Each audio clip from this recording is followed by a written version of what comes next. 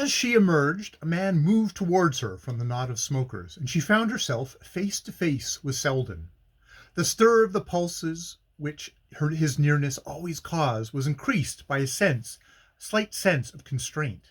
They had not met since their Sunday afternoon walk at Belmont, and that episode was still so vivid to her that she could hardly believe him to be less conscious of it. But his greeting expressed no more than the satisfaction which every pretty woman expects to see reflected in masculine eyes, and the discovery, if distasteful to her vanity, was reassuring to her nerves.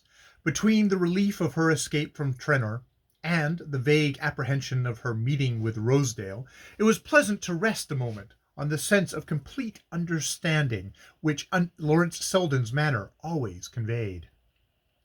"This is lucky," he said, smiling. "I was wondering if I should be able to have a word with you before the special snatches us away.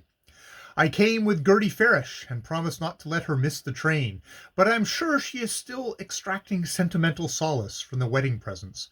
She appears to regard their number and value as evidence of the disinterested affection of the contracting parties." There was not the least trace of embarrassment in his voice, and as he spoke, leaning slightly against the jamb of the window, and letting his eyes rest on her in the frank enjoyment of her grace, she felt with a faint chill of regret that he had gone back without effort to the footing on which they had stood before their last talk together. Her vanity was stung by the sight of his unscathed smile.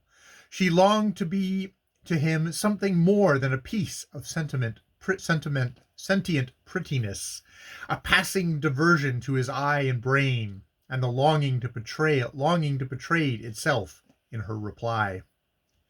"Ah," she said, "I envy Gertie that power she has of dressing up with romance all our ugly and prosaic arrangements. I have never recovered my self-respect since you showed me how poor and unimportant my ambitions were."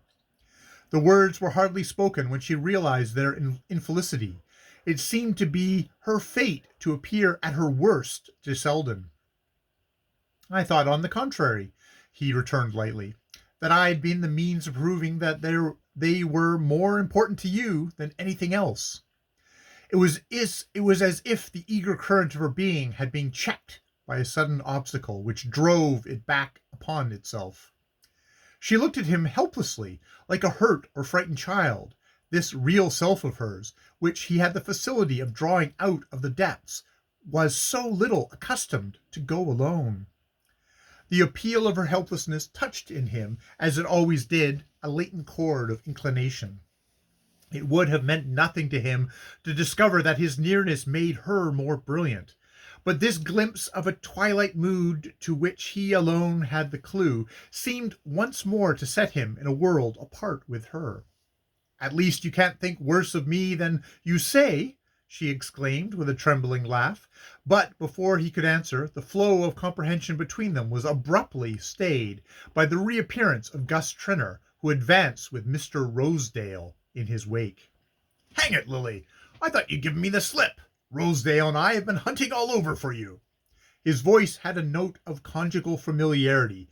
Miss Bart fancied she detected in Rosedale's eye a twinkling perception of the fact, and the idea turned her dislike of him to repugnance.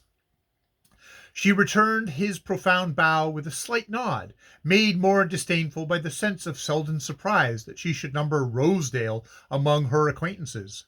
Trenor had turned away, and his companion continued to stand before Miss Bart, alert and expectant, his lips parted in a smile of whatever she might be about to say, and his very back conscious of the privilege of being seen with her. It was the moment for tact, for the quick bridging over of gaps, but Selden still leaned against the window, a detached observer of the scene, and under the spell of his observation Lily felt herself powerless to exert her usual arts. The dread of Selden suspecting that there was any need for her to propitiate such a man as Rosedale checked the trivial phrases of politeness. Rosedale still stood before her in an expectant attitude, and she continued to face him in silence, her glance just level with his polished baldness. The look put the finishing touch to what her silence implied. He reddened slowly, shifting from one foot to the other, fingering the plump black pearl in his tie, and gave a nervous twist to his mustache. Then, running his eye over her, he drew back and said, with a side glance at Selden, "Upon my soul, I never saw a more ripping get-up. Is that the last creation of the dressmaker you go to see at the Benedict?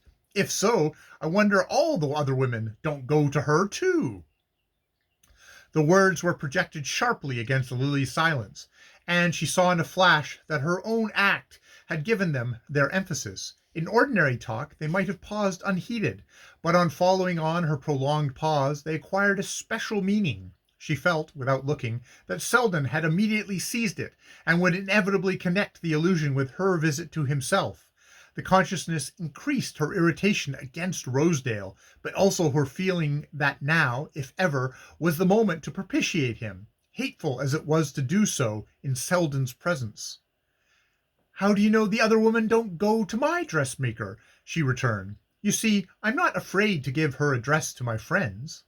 Her glance and accent so plainly included Rosedale in this privileged circle that his small eyes puckered with gratification, and a knowing smile drew up his mustache.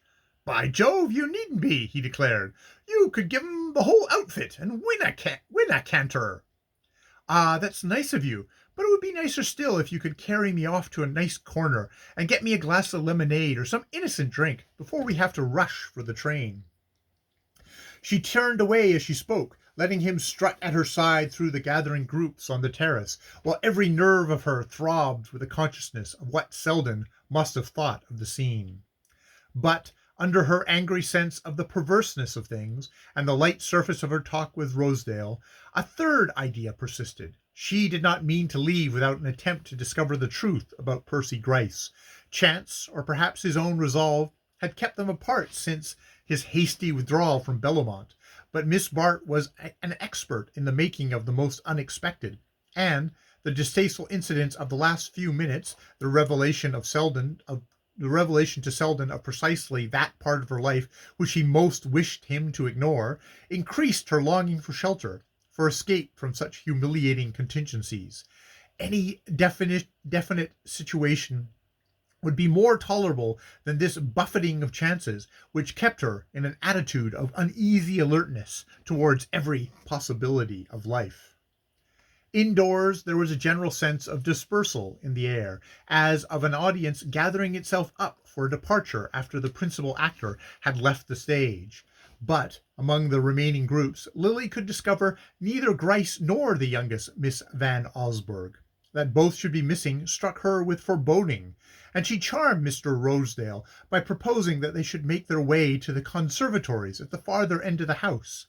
There were just enough people left in the long suite of rooms to make their progress conspicuous, and Lily was aware of being followed by looks of amusement and interrogation, which glanced off as harmlessly from her indifference as from her companion's self-satisfaction. She cared very little at that moment about being seen with Rosedale. All her thoughts were centered on the object of her search.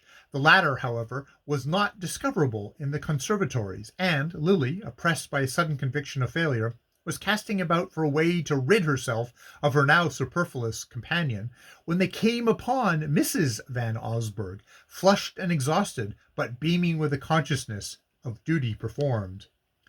She glanced at them a moment with the benign but vacant eyes of a tired hostess, to whom her guests have become a mere whirling spots in the kaleidoscope of fatigue. Then her attention became suddenly fixed, and she seized on Miss Bart with a confidential gesture. "My dear Lily, I haven't had a time for a word with you, and now I suppose you are just off. Have you seen Evie? She's been looking everywhere for you.